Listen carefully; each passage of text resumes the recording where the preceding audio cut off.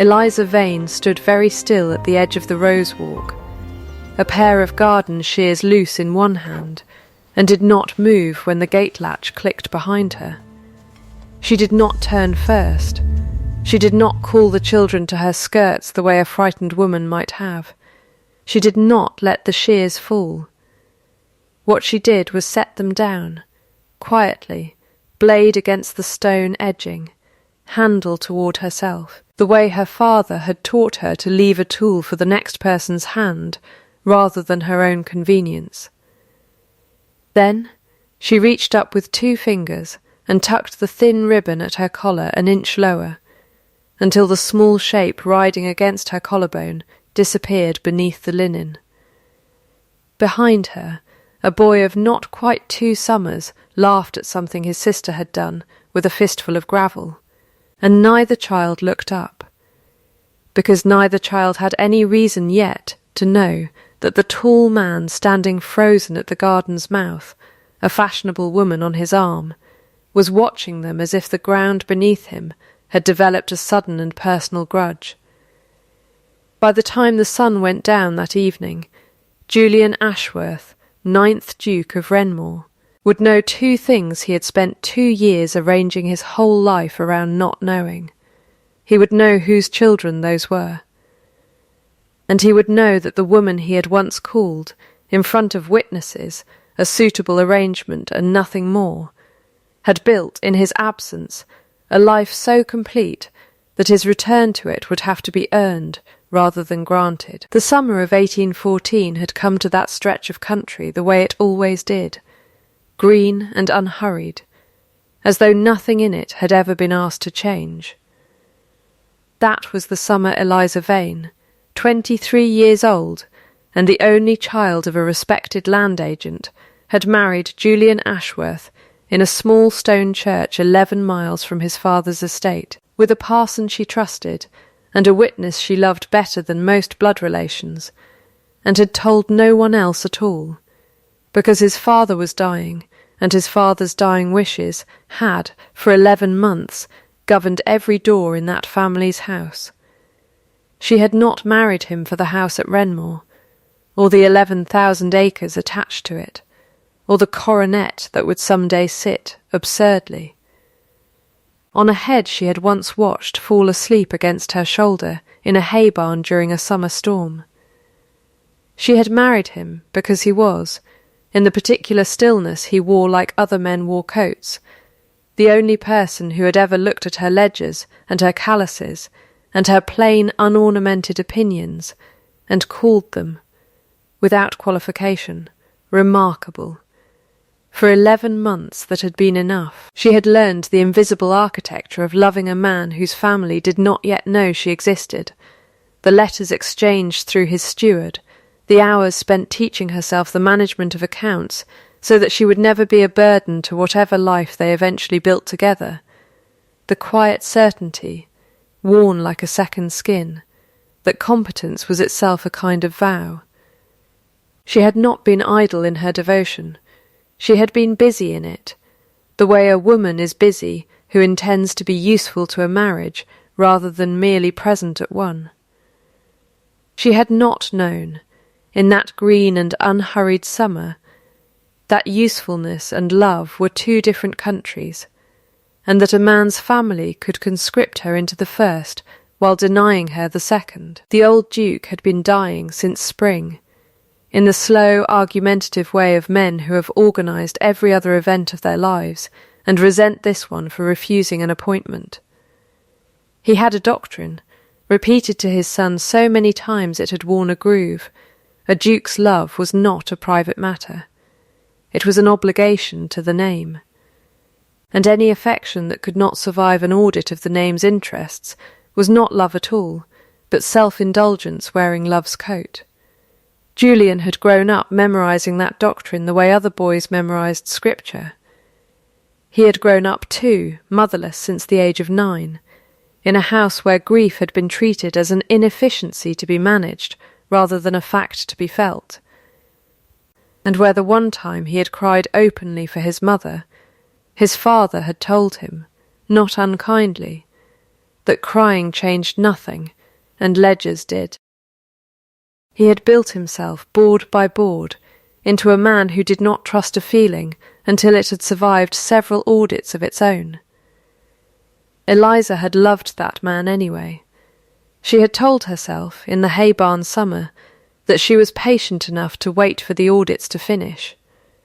She had not accounted for the audits being conducted by someone who wanted her to fail them. Part of the story that would only surface later, and which Eliza herself would not learn in full until autumn came twice more, was that Selina Marchmont had been circling the old Duke's dying bed since the spring, like a gull that has learned exactly where a fishing boat drops its refuse. Selina was polished the way poured cream is polished, smooth and pale, and entirely capable of curdling given time and heat. She had known Julian since they were children. She had wanted Renmore since she was old enough to understand what Renmore was. She had also, by careful and patient work, discovered the existence of a country marriage the old Duke did not yet know about, and she had understood, with the particular clarity of a person calculating her own advantage, that the discovery was worth more to her managed than reported. So, she had managed it. The letter that reached the old Duke's sick room in late August, purporting to be in Eliza's own hand, was a fine piece of work. It apologised, in Eliza's careful copperplate, copied, in fact, from 3 genuine letters Selina had stolen the chance to study, for having, in a moment of youthful greed, allowed a country parson of dubious licence to perform a ceremony she had known privately to carry no legal weight, in hopes of extracting a settlement from the family before the truth emerged. It expressed regret. It requested, delicately, an amount of money commensurate with her silence. Eliza had never written it. Eliza had never so much as considered it. But the old Duke, weak and frightened and clutching at doctrine, because doctrine was the only thing strong enough to hold in a dying man's hand, believed it entirely, because it told him exactly what his doctrine had already prepared him to believe, that love outside the ledger's interests was always, eventually, revealed to be self-interest after all. He did not summon Eliza. He summoned his son. Part of what makes a man breakable is not cruelty done to him, but doctrine confirmed in him at the exact moment he is most afraid of losing someone. Julian stood at his father's bedside in the last week of August and heard, in a voice thinned by illness, but not by conviction, that the marriage would be quietly dissolved, that the parson's licence would be found, the old Duke said, with the flat certainty of a man arranging for a thing to be true, insufficient, that a settlement of £40 a year would be arranged through the steward, and that his son would say, to whichever family members required saying to, that the whole affair had been a suitable arrangement and nothing more. Julian did not weep. He did not shout. He did not, even then, quite believe the letter. But he had spent 26 years being taught that feelings unaudited were indulgences, and he had, in his hand, a document that appeared to audit this one, and find it wanting, and he had a father who would very possibly not live to see Michaelmas, and so Julian Ashworth did what frightened, grief-shaped men raised on doctrine often do. He chose the audit over the feeling, and told himself, with the particular dishonesty of a man protecting himself from his own conscience, that he was choosing mercy, sparing Eliza a scandal, sparing her a marriage to a family that did not want her, sparing her above all himself, before he could be the one left explaining a wife who had never really wanted him. He said the sentence in the small drawing-room off the East Hall, to his aunt and his father's solicitor, on the 29th of August, not knowing that Eliza had come to the house that same afternoon, unannounced, carrying good news she had meant to deliver in person, and that she was standing just beyond the half-open door when the words reached her. She did not scream. She did not weep. She did not drop the small parcel she was carrying, which contained, absurdly, a pair of embroidered gloves she had spent 3 evenings finishing as a gift for a father-in-law she had never been permitted to properly meet. What she did was stand very still in the corridor for the length of 11 breaths, count them, and then walk out through the side door before anyone in the drawing-room knew she had heard anything at all. She allowed herself, once she reached the lane, exactly 20 minutes to grieve. She had learned this discipline from her own father, a man who managed other men's estates, and had once told her that grief which is not given a boundary will simply move in and never leave, whereas grief that is given 20 minutes and a closed door will eventually agree to visit rather than reside. She sat on a fallen elm at the edge of the Renmore Drove road, set a small folding watch her father had left her on her knee, and wept without sound until the hand reached the mark she had chosen. Then she closed the watch, and stood, and did not weep again for a very long time. What was truly hers, she made herself list on the walk home, because a list was a thing she could hold when nothing else would stay held. Wren's Hollow, the 20 acres and low stone house her father had left her outright, unencumbered. 3 years past. £40 a year, arranged with a coldness that was meant to wound, and that she resolved, on the spot, to receive instead as capital. A head for figures that no one had ever managed to devalue, whatever else they managed to say about her. And, though she did not yet let herself dwell on it in the lane, a secret she would carry through the coming winter that made the 20 minutes on the elm log feel, in retrospect, like the last easy grief she would be permitted for some time. She had work to do. That, she told herself, walking the last mile in the fading light, was the whole of the matter, and she said it again the next morning, and the morning after, until it stopped being a thing she told herself, and became, instead, simply true. Mrs. Hannah Cobb, her late mother's cousin, met her at the door of Wren's Hollow 3 days later, with a look that took in everything, the set jaw, the too careful posture, the folded letter Eliza was still carrying like a stone in her pocket, and said only, "You'll want tea, and then you'll want work, in that order, and I'll not have you skip to the second before the first's done." "I am not thirsty," Eliza said. "You will be," said Mrs. Cobb, "the moment you stop being furious long enough to notice your own body, and put the kettle on without further discussion, which was, Eliza would come to understand, the whole of Hannah Cobb's theology, that comfort was a chore like any other, performed whether or not the recipient believed she deserved it.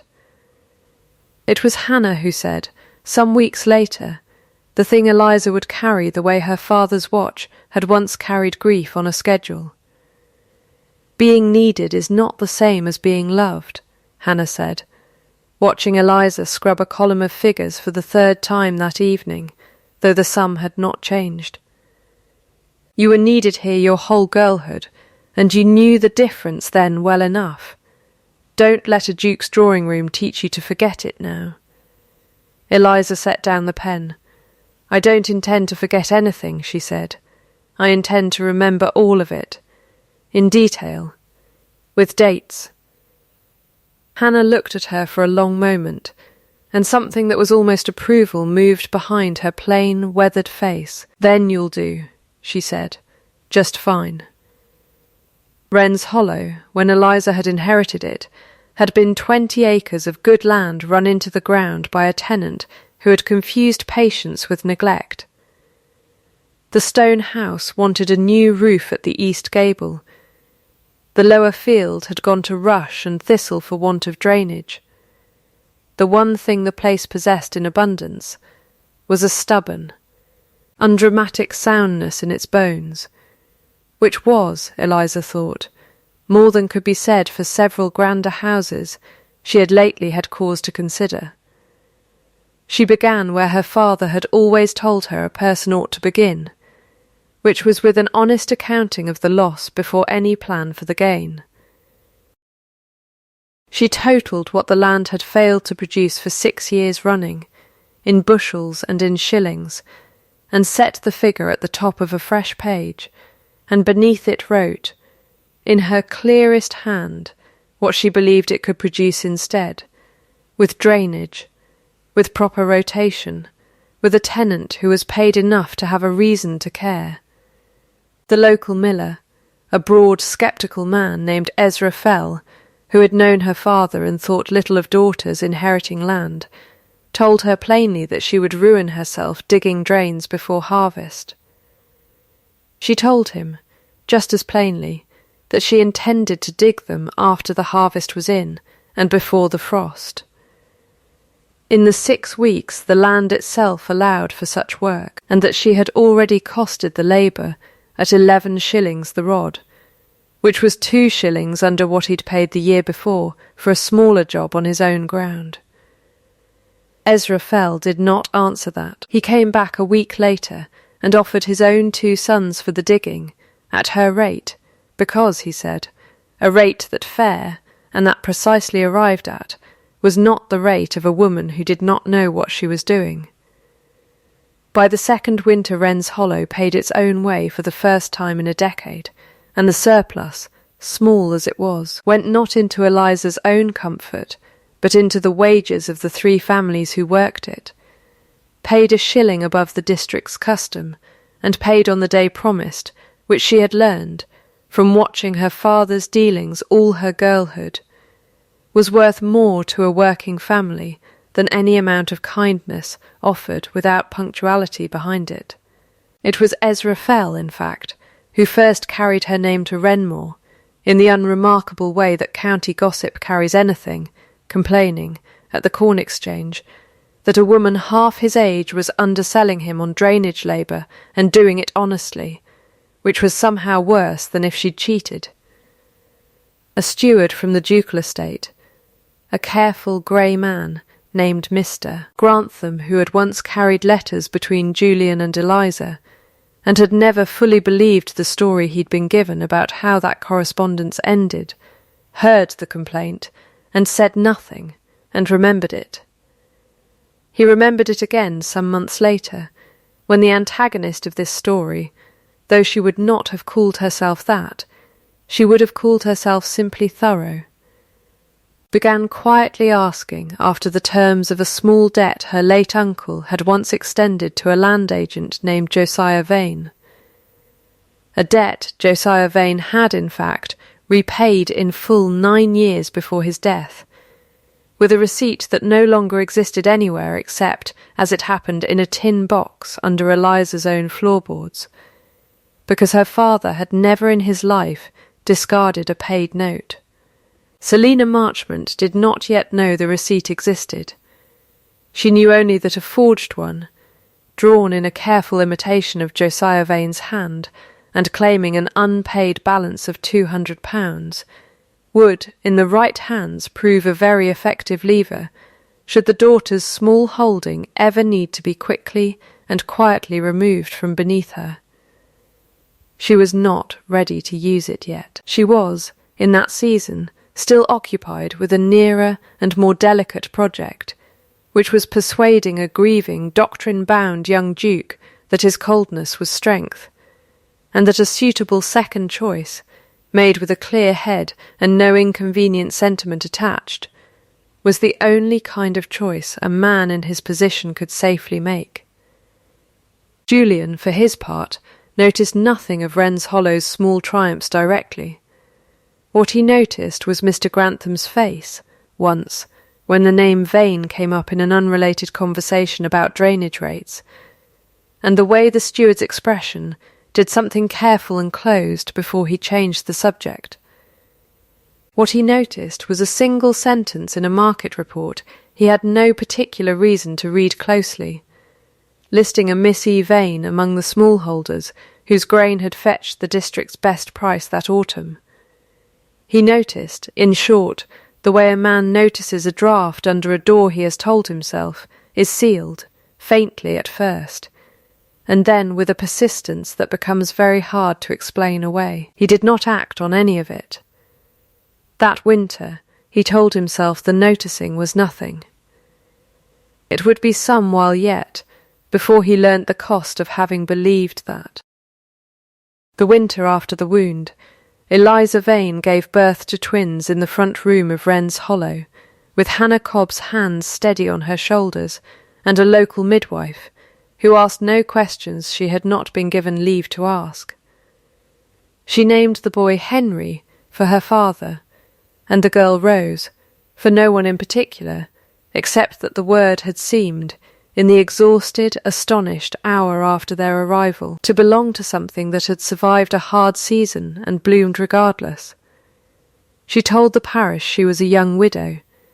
It was not, strictly, a lie so much as a mercy extended to a truth too complicated to survive repetition.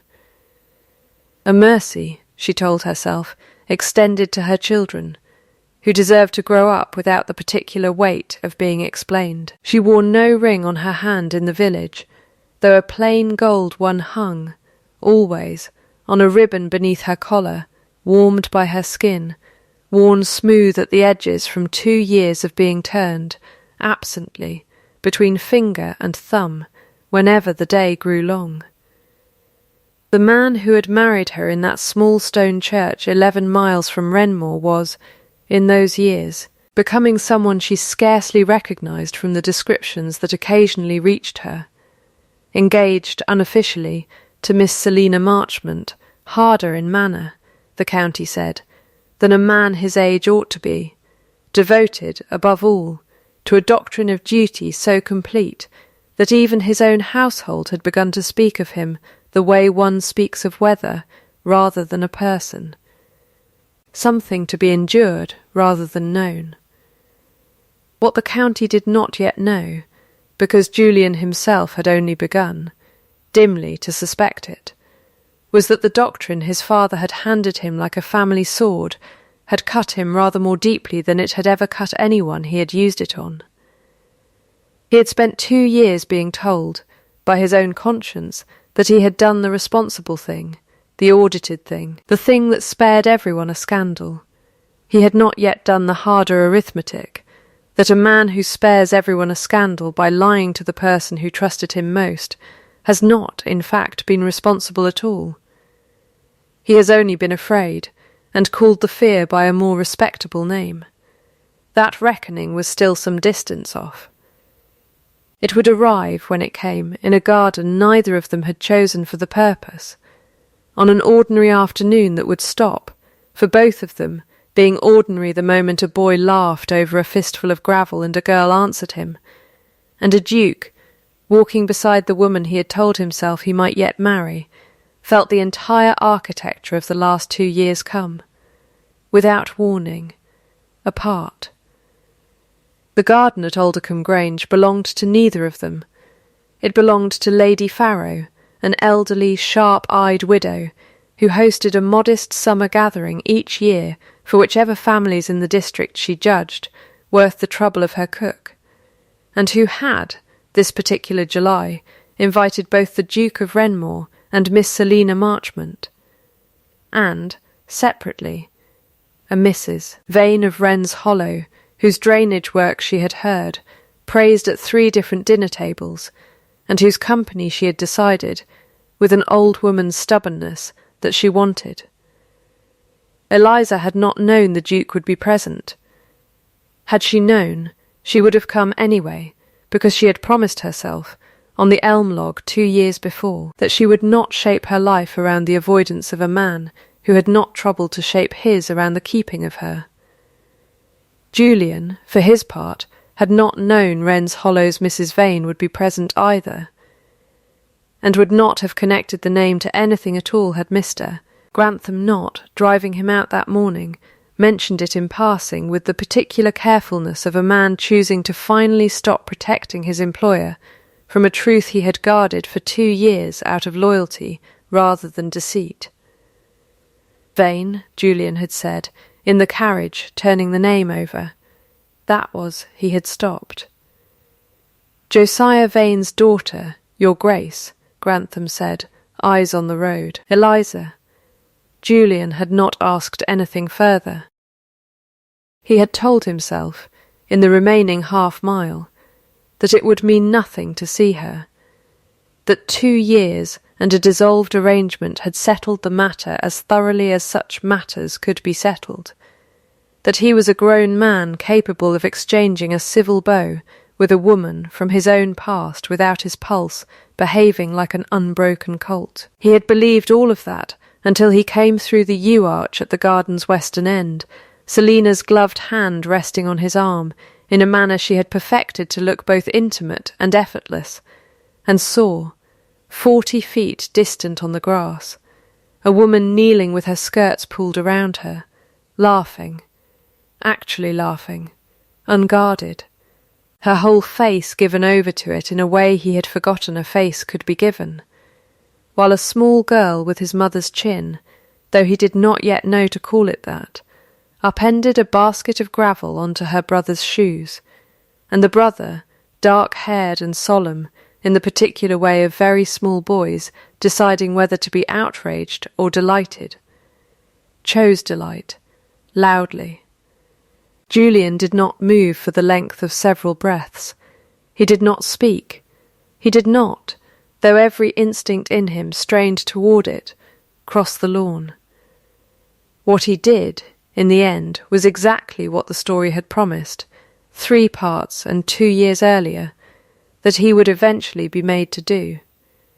He stood very still, and watched a life he had signed away in a drawing-room continue, apparently, to flourish entirely without him, and felt something in his chest that he would later be unable to name except by its size.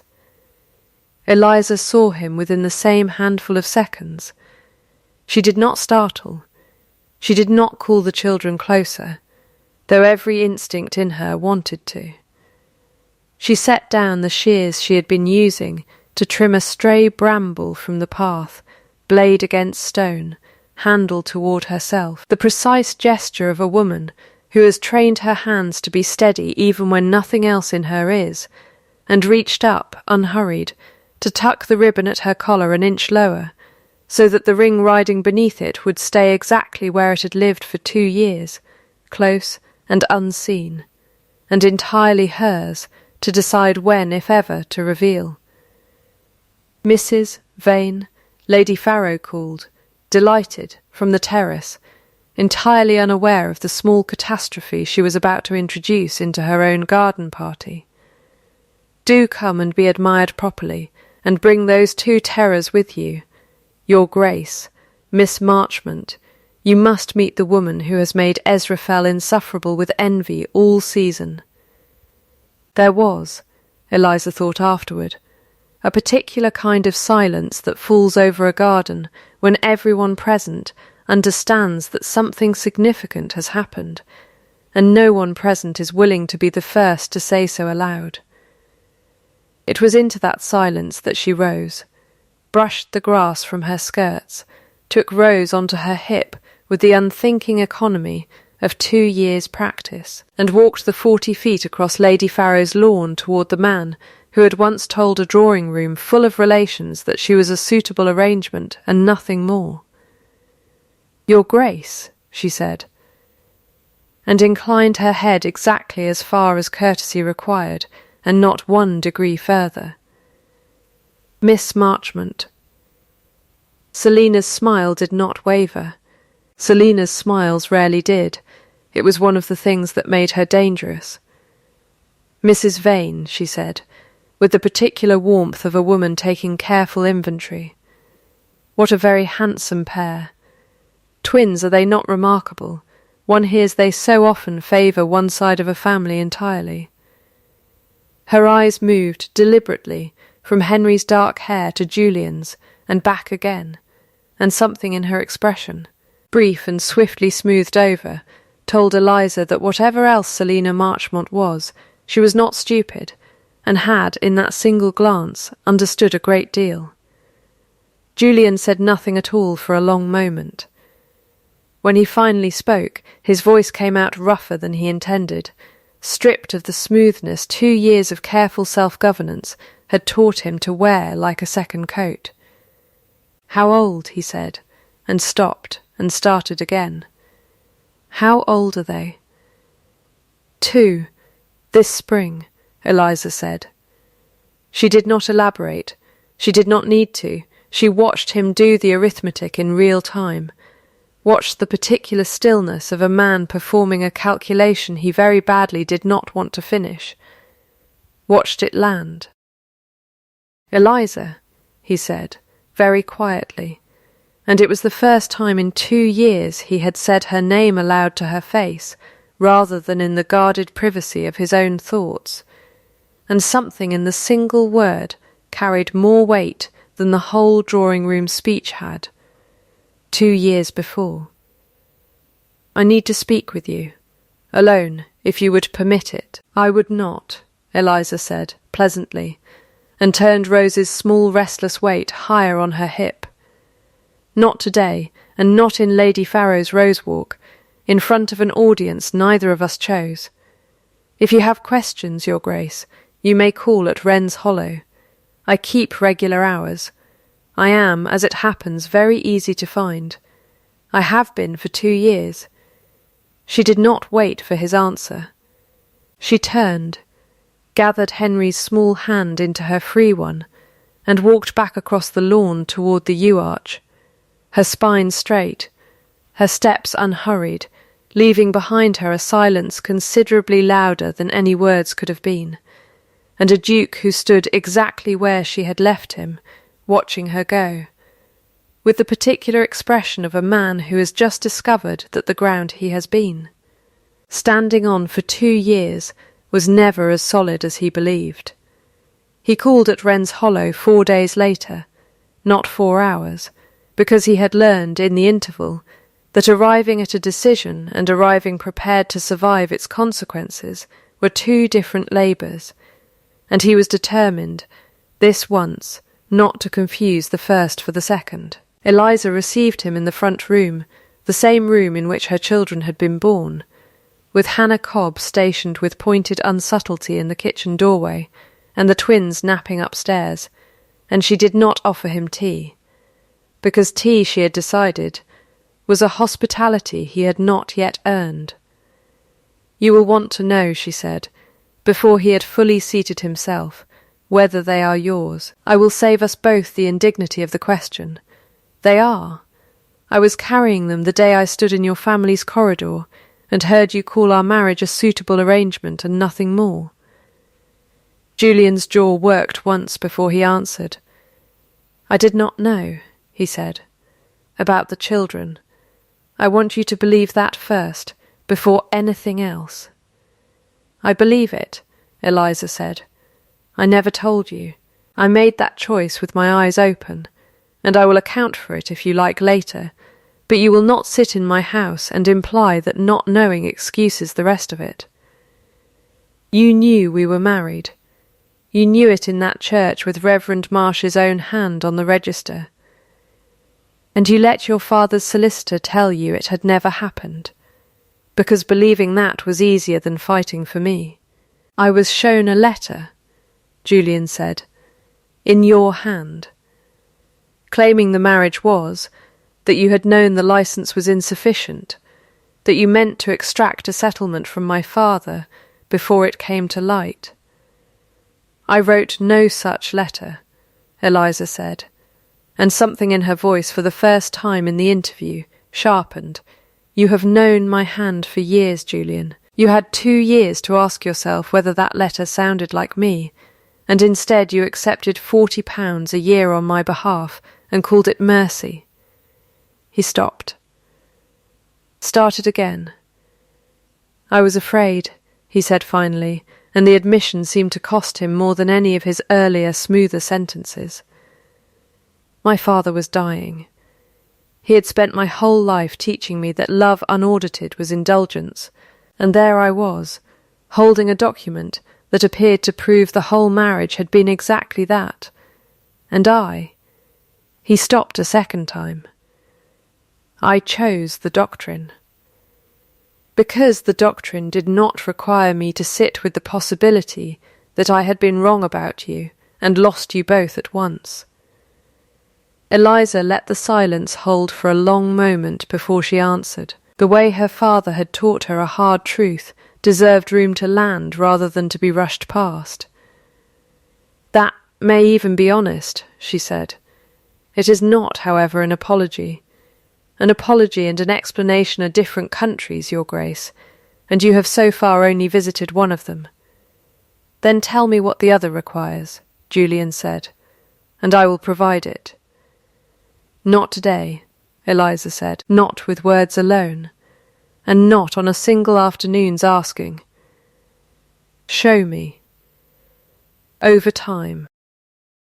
That is the whole of my answer, and I do not intend to improve upon it. He left Wren's Hollow that evening, with considerably less certainty than he had arrived with, and considerably more resolve, though he would have struggled, had anyone asked him on the drive home, to say precisely what the resolve was for. What he did know, turning the small fact over and over like a coin in his pocket, was that Eliza had not once, in the whole of the interview, raised her voice, and that her composure had unsettled him far more thoroughly than any tears could have. He did not yet know about the forged debt note sitting, at that very hour, in a locked drawer in Selina Marchmont's writing desk, waiting for the moment its author judged most useful to produce it. He would learn of it soon enough, and when he did, the learning would cost Selina Marchmont a great deal, more than she had ever imagined risking. Selina had watched the scene in Lady Farrow's garden with an attention considerably sharper than her smile had suggested, and she had spent the 4 days since doing the same arithmetic Julian had done in the carriage, arriving at a considerably less charitable answer. If the children were his, the country marriage had very likely been genuine after all, whatever the letter she had so carefully composed 2 years before had claimed. If the marriage was genuine, her own understanding with Julian, informal but 2 years cultivated, was worth exactly nothing the moment the truth reached daylight. And if Eliza Vane's small, stubborn holding at Wren's Hollow was about to become, in the eyes of the county and possibly the law, the childhood home of a duke's heirs, then it would be considerably harder, going forward, to threaten it away from her with a forged note for £200. Considerably harder.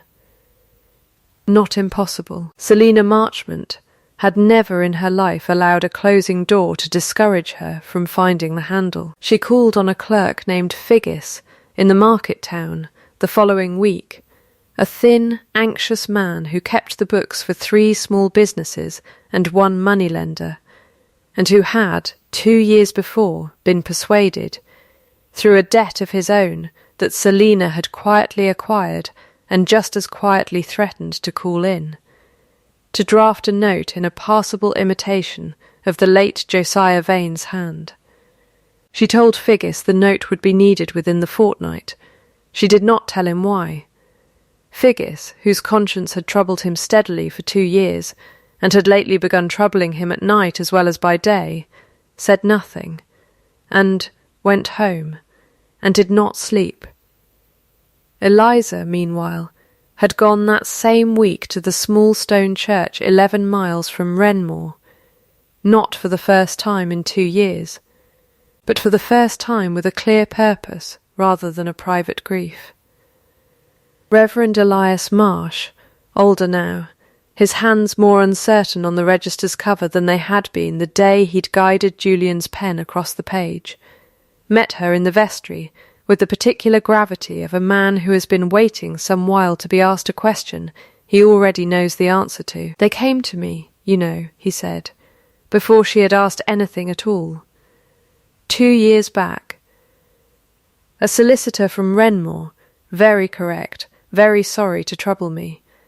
wondering whether my licence had perhaps lapsed the season I performed your ceremony, wondering whether the register entry might, in the circumstances, be better struck through than left standing, given the confusion it seemed to be causing the family. And you told him, Eliza said, carefully, that it had lapsed. I told him, Reverend Marsh said, that I would consider the matter, and then I did not strike anything through, because I have never in 30 years performed a marriage I did not believe to be lawful, and I was not about to begin lying about my own register in order to spare a dying man's pride. He crossed to the cabinet, produced the register itself, worn and undamaged, and opened it to the page. It has sat here the whole while, Mrs. Vane, waiting, I rather think, for someone to finally come and ask to see it properly. Eliza looked at the entry for a long moment. Her own name, Julian's, the date, the witness's careful signature beside the parson's own, and felt something in her chest ease that she had not, until that moment, fully realised was still held tight. "I will need a certified copy," she said. "And I will need you, Reverend, when the time comes, to be willing to say all of this before a room full of people who would very much prefer it were not true." "I have been willing for 2 years," Reverend Marsh said. "I was only waiting to be asked." She left the church with the copy folded carefully inside her cloak, and did not yet know that in a locked drawer some 11 miles distant, a forged note bearing her dead father's signature was waiting for the fortnight's end, nor that the 2 documents, one true and long patient, one false and freshly urgent, were converging, as such things do in a story built on paper, toward the same room, the same audience, and the same reckoning. The forged note surfaced on the last Thursday of August at the district's harvest court, a modest gathering held each year in the assembly room above the corn exchange, where small debts, boundary disputes, and the occasional charge of poaching were heard before the county magistrate, in front of whichever portion of the neighbourhood found the proceedings more entertaining than a Sunday sermon. It was, in short, exactly the kind of forum the story required, public, procedural, and impossible to dismiss afterward as rumour. Selina had arranged, through an intermediary who never once used her name, for the note to be presented that day, its holder a moneylender's agent claiming an unpaid balance of £200 against the late Josiah Vane's estate, now properly the property of his daughter, and demanding satisfaction or failing satisfaction. The transfer of Wren's Hollow's 20 acres in lieu of payment. Eliza had known, since the day Reverend Marsh opened his register, that a counterstroke was coming. She had not known its shape until the summons arrived 3 days before the court. And she had spent those 3 days, not in fear, but in the particular, deliberate calm of a woman assembling every piece of paper she owned into an order that could withstand a room's scrutiny. The assembly room was full that Thursday, fuller than usual, because word had travelled the way water moves downhill, finding every low place in the district and filling it, that the Duke of Wrenmore himself would be present to hear a claim against Mrs. Vane of Wren's Hollow, and that Miss Marchmont, lately much seen on the Duke's arm, had some undisclosed interest in its outcome. The moneylender's agent presented the note. Magistrate Aldous Penrose, a precise, unhurried man with no patience for theatre and considerably less for forgery, examined it, examined the signature, and asked, in the flat procedural tone of a man who had adjudicated 4 decades of such claims, whether Mrs. Vane disputed the debt. "I do," Eliza said, and rose, and did not raise her voice at all.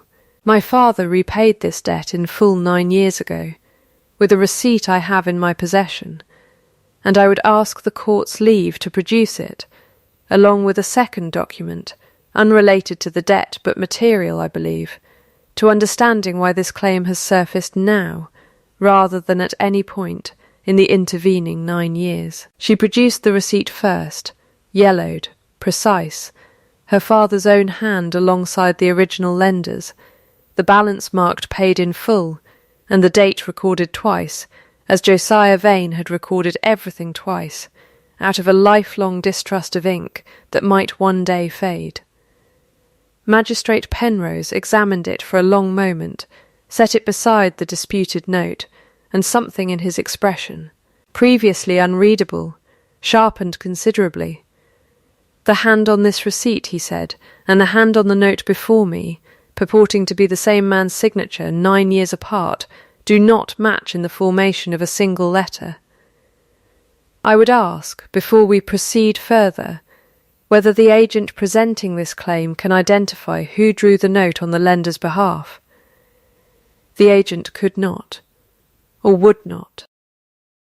It was at that moment that Figgis, the thin, anxious clerk, rose from the back of the room, his hat held in both hands, and said, in a voice that shook only slightly, that he had drawn it, at the instruction of a person he had, until that morning, been too frightened to name, and that he had not slept properly in 2 years for the shame of it, and that he would rather answer for the forgery honestly than carry it silently any longer.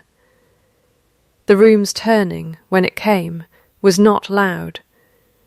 It was the particular silence of a great many people recalibrating, all at once, an opinion they had held comfortably for some while, a silence broken only by the small sounds of chairs shifting and breath drawn in, the way a tide turns not with noise, but with the sudden, unmistakable sense that the water is now moving the other direction.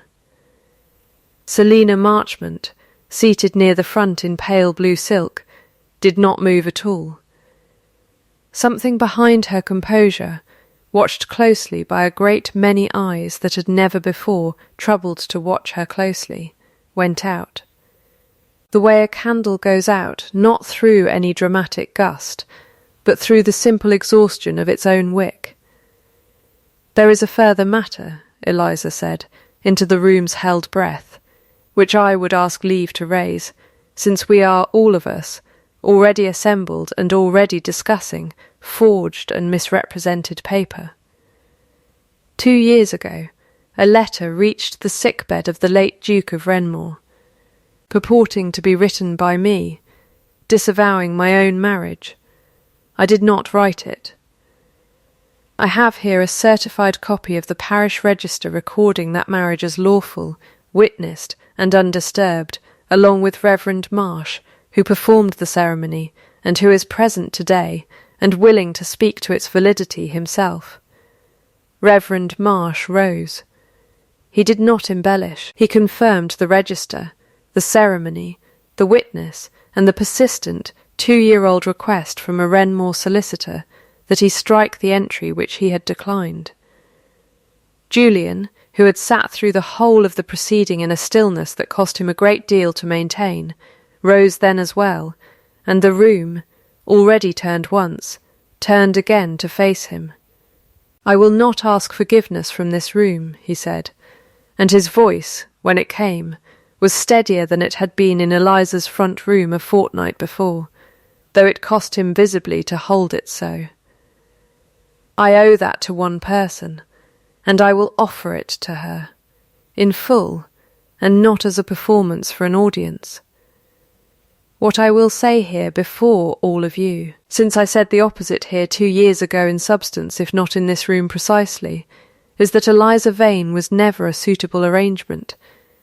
She was the only right choice I ever made, and I let fear call it convenience, and I have spent 2 years poorer for it in every way that matters."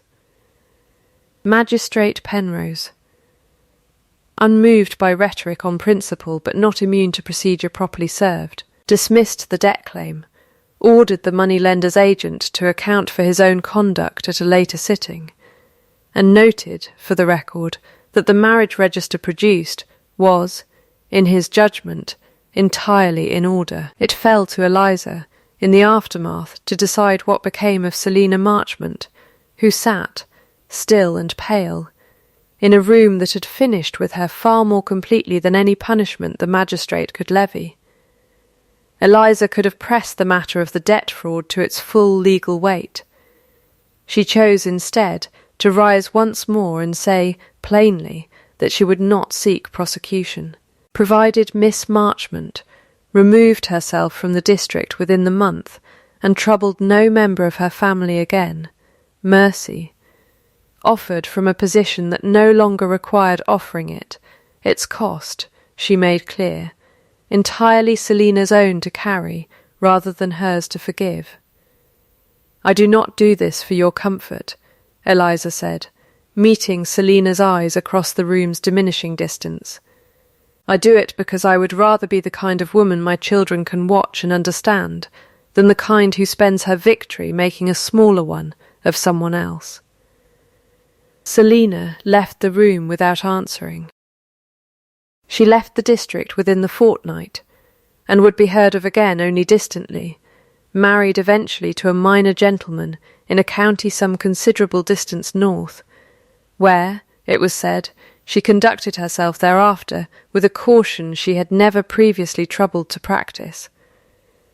Julian came to Wren's Hollow 3 days after the harvest court, and this time Eliza did offer him tea.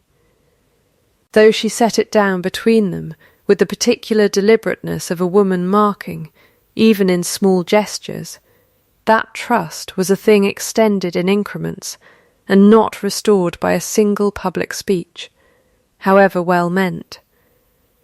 "You asked, the last time you sat here, what an apology required beyond an explanation," she said. "I have thought on it since. It requires, first, that you say the words plainly, without folding them inside an accounting of your father's doctrine, as though the doctrine were doing the apologizing on your behalf." Julian set down his own cup. "I am sorry," he said, and did not soften it, did not explain it, did not reach immediately for the doctrine that had, for 2 years, done so much of his talking for him. "I am sorry I believed a stranger's forged word over 2 years of knowing you. I am sorry I let my father's fear become my own, rather than sitting with the harder work of trusting what I had actually seen of your character. I am sorry for every day of the last 2 years that our children did not know their father, and every day you carried that alone, because I made alone the only option I left you." "Thank you," Eliza said, and let the words sit in the room a moment before continuing, because she had learned, in 2 years of managing accounts, that an unhurried silence often did more work than an immediate reply. "Now, the explanation, since we have already had it in pieces, I will not ask you to repeat in full, but I will tell you what comes after it, because I do not intend for either of us to mistake a fine speech in a courtroom for a settled matter." She had thought carefully, in the days since the harvest court, about what she would require, and she stated it now the way she had once stated Ezrafil's drainage rate, plainly, precisely, and without apology for the precision. "Wren's Hollow remains mine," she said, "in my name, on my terms, whatever else becomes of us. I will not have it absorbed into Wrenmore's ledgers as though it were a dowry rather than a life I built with my own hands while you were elsewhere. I will continue managing it myself. I expect you to respect that as a fact, and not merely tolerate it as an eccentricity." "Agreed," Julian said. "Henry and Rose keep the vain name until they are old enough to have an opinion of their own about the Ashworth one, and any decision touching their raising in these early years is mine to make, with your counsel welcomed, and your unilateral judgment not." "Agreed," Julian said again, and something in the plainness of the repeated word, offered twice now without embellishment, struck Eliza as more honest than any longer promise could have been. "And you do not court my forgiveness with speeches," she said. You earn what comes after this conversation the same way I earned everything at Wren's Hollow, in ordinary days, over time. I will know it when I see it, and I will not be rushed towards seeing it sooner than it is real." "All right," Julian said.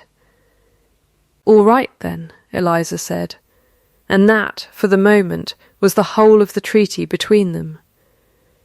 There remained one further apology owed, though not by Julian, and it came a week later from Mr. Aldous Penrose's own chambers, where the family solicitor who had drafted the settlement 2 years before, a man named Whitcomb, who had known the forged letter was thin evidence even at the time, and had chosen his employer's comfort over his own doubts, sat across from Eliza and offered, without prompting, a full and unadorned account of his complicity, and asked, plainly, what restitution she would accept.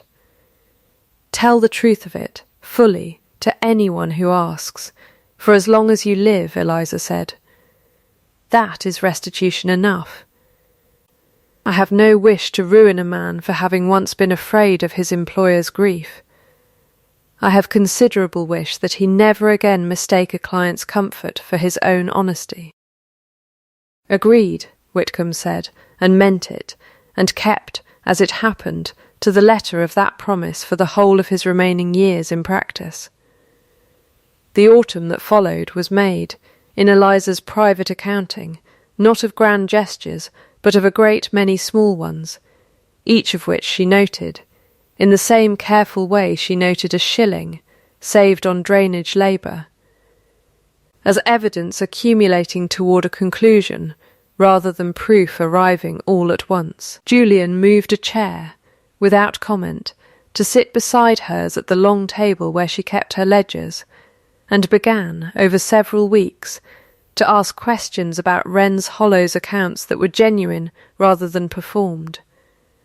Questions about drainage costs and wage rates, and the particular arithmetic of paying a shilling above the district's custom, until the evening came when he suggested, tentatively, applying the same principle to 2 of Wrenmore's outlying farms, and Eliza, reading the ledger he had brought, found herself correcting a column of his figures with the same unthinking ease she once corrected her own, and neither of them remarked on how natural the correcting had become. He learned to pour her tea before she asked for it, which meant nothing on its own. She reminded herself, and everything in accumulation. He learned Henry's particular way of needing to be told a story twice before sleep would take, and Rose's habit of surrendering to no comfort but her mother's hand until, one evening in October, she surrendered instead, without ceremony, to her father's, and Eliza, watching from the doorway, allowed herself, for the first time in 2 years, to waive the 20-minute ration she had set herself on the elm log, and simply feel the whole of it, unbounded, for as long as it lasted. There came in November a relapse, small, and revealing precisely because it was small. Julian, without consulting her, engaged a tutor for Henry and Rose, arranging the whole matter through Grantham in a single afternoon, the way a duke arranges things. Efficiently and alone, because efficiency and aloneness had been trained into him, since boyhood and old training does not vanish merely because a man has decided to want better of himself. Eliza did not shout. She set down her pen, and looked at him across the ledger table, and said, "You have done the thing again." Decided alone what touches them, because deciding alone is the shape fear taught you, even when the fear itself has quieted. Julian was silent a moment. "Then, you are right," he said, without argument, without the doctrine reaching for his sleeve to explain it away.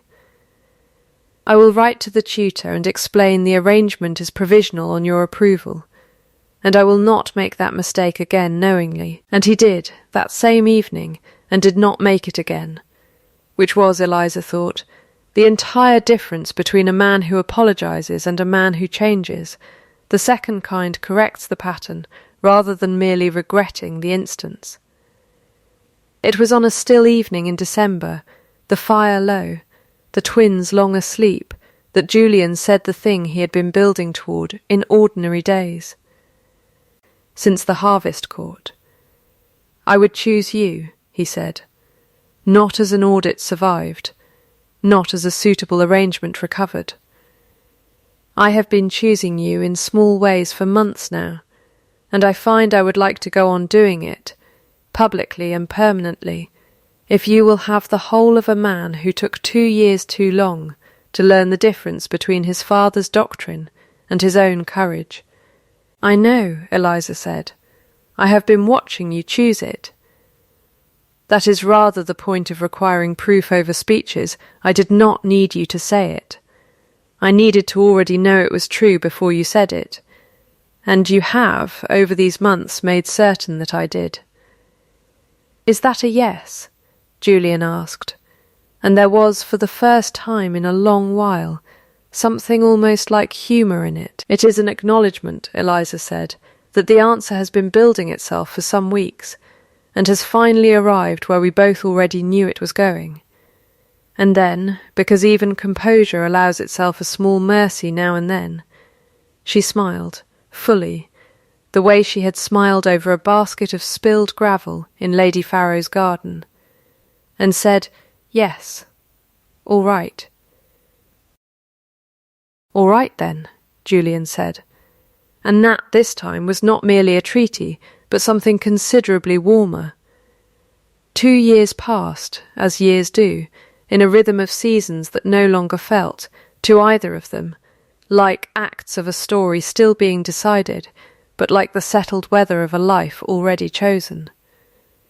Wren's Hollow remained Eliza's, in name and in fact, its accounts still kept in her own hand, its wages still paid a shilling above custom, and always on the day promised, a practice she extended, with Julian's full and public backing, to 3 of Wrenmore's outlying farms as well, until fair, punctual wage had become, quietly, the district's new expectation rather than its exception. Reverend Marsh lived to perform one further ceremony at his small stone church, a public renewal of vows, modest and unhurried, attended by Hannah Cobb in her best grey dress, and Ezra Fell looking deeply uncomfortable in a borrowed coat, and Mr. Grantham, who cried without embarrassment and blamed it afterward on the dust. Figgis the clerk, restored to steady sleep and steadier employment, kept the books thereafter for Wren's Hollow itself, at Eliza's own insistence, because she had decided that a man who confesses a wrong at real cost to himself has earned the chance to prove, in ordinary days, that the confession was not the end of his usefulness, but the beginning of a better version of it. A school opened at Wren's Hollow's edge the following spring, funded jointly and run on Eliza's own principles of plain accounting and punctual pay, teaching the district's tenant children their letters and their sums together, girls and boys alike, because Eliza had never yet met a ledger that cared what its keeper's name had been at birth. Henry and Rose, 4 years old now, and entirely unbothered by the long, complicated history that had preceded their arrival, kept their mother's name until the day, some years further on, when they would choose for themselves what to do with their fathers, and in the meantime ran the length of the rose walk at Aldercombe Grange, on the occasion of Lady Farrow's summer gathering, with a freedom that owed nothing to any garden's good opinion. Eliza wore the ring openly now, on her hand, rather than hidden beneath a ribbon at her collar, and the change had struck her. The first morning she'd fastened it there in plain sight, as the smallest and largest alteration of the whole affair, a thing once concealed for survival, now simply worn, because there was, at last, nothing left that needed hiding. The house at Wrenmore, which had stood cold and held breath through the whole of the old Duke's doctrine and the 2 years that followed it, had begun. By that second spring, To do something the servants remarked on to each other without quite having words for it. To breathe, room by room, the way a house does when the people living in it have stopped bracing for the next audit and started simply living there instead. She had stopped asking to be seen. Somewhere in the long, unhurried work of drainage ditches and wage columns, and a ribbon kept close beneath her collar. She had made herself, instead, impossible to unsee, not through any performance staged for an audience, but through the plain, accumulating evidence of a life honestly built, one ledger entry at a time. And that, she came to understand, was not a thing that could be devalued by a drawing-room's verdict, or bought back with £40 a year, or forged away on anyone's borrowed hand. It was not the same as being loved, she told her children once, years later, when they were old enough to ask how it had all begun. Being seen was not the same as being loved. But it had turned out, in her case, to be the thing that made the loving, when it finally arrived honest and unhurried and entirely on her own terms, impossible for anyone, least of all the man who had once called her a suitable arrangement and nothing more, to ever again mistake for anything less than what it was.